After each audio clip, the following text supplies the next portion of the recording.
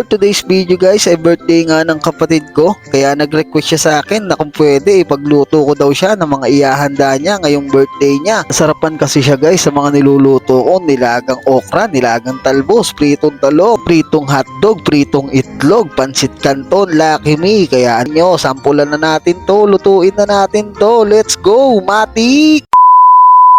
Dinakdakan nga pala guys yung una sa recipe natin at ayan na nga, nilaga ko na yung maskara ng baboy na yan para ipiprito na lang natin at ayan, nilamutak ko na ng asin at paminta para medyo may lasa na pagka naiprito natin. Matik! Bali guys, napanood ko lang sa YouTube yung recipe na to, hindi ko naman talaga alam kung paano gawin to pero tinry ko lang dahil nga nag-request yung kapatid ko. Tignan natin kung magagawa ko ba. Matik! Naglagay na ako ng mantika dyan, papainitin natin ng sobrang init yan para yung baboy paglagay natin ay hindi tatalsik. Matik!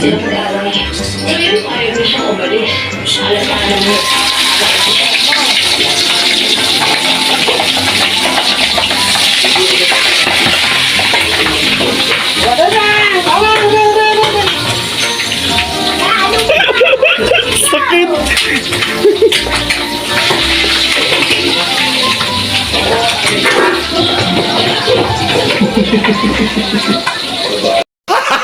Gago!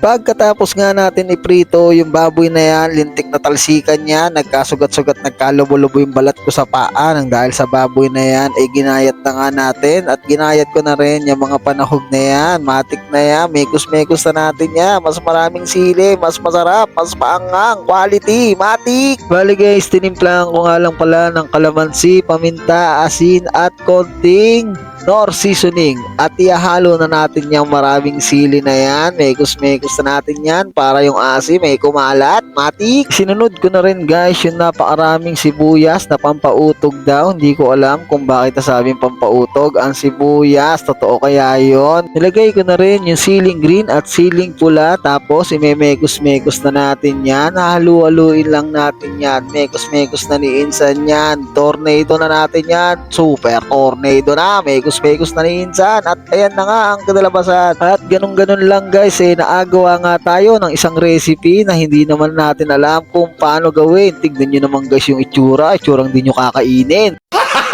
At syempre, bago sila tumikim, ako muna ang titikim para bago sumakit yung tiyan nila, sa akin muna yung sasakit para wala tayong sagutin at papagamot. At ayun, habang inunguya-nguya ko nga yung matigas na baboy, naiyak-iyak ako dahil nga tumama to sa ngipin na umuuga. Grabe, sobrang sakit, namagana naman pisngi ko, Matik!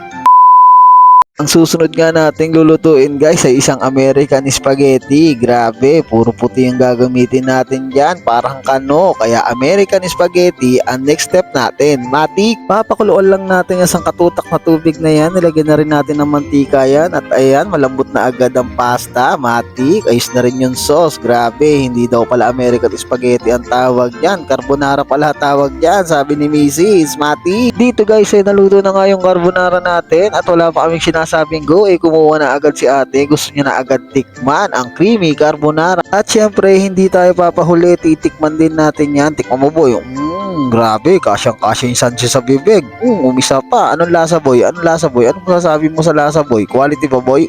Quality daw. Ang galing!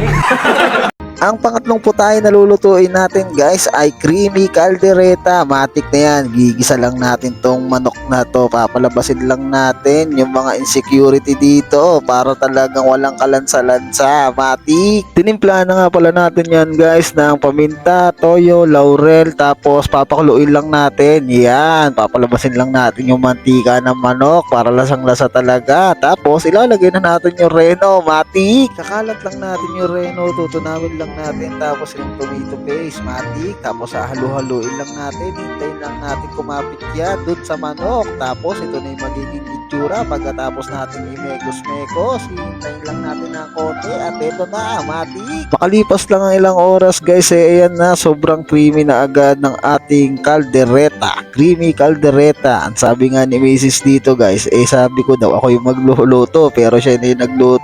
Ginadgaran, kinudkuran, kiniskisan na nga guys ng queso de bola ni Mrs. yan. At ayan, lalo na nagmukhang masarap yan. Grabe, sobra na yung cravings ko dyan. Gusto ko na agad kainin yan. Pudripin na natin yan, matik. At dito guys, ay titikman na nga natin yung mga niluto natin. Pre-taste na tayo, pudripan na tayo. Halika, samahan nyo na kami, pudrip tayo. Tingnan nyo naman yung mga pudripan natin dyan. Talagang punong-puno yung bibig. Meron pa sa kabilang pisngi. Talagang namumualan. Sige, subo mo na sa Ubo, trip ka na naman dyan, matik. Maraming salamat nga pala sa oras at panonood nyo. Hanggang dito na lang yung video natin. Maraming salamat sa pag-like, comment ng mga video natin. Please like, follow, and share na lang ng page natin. Salamat, matik.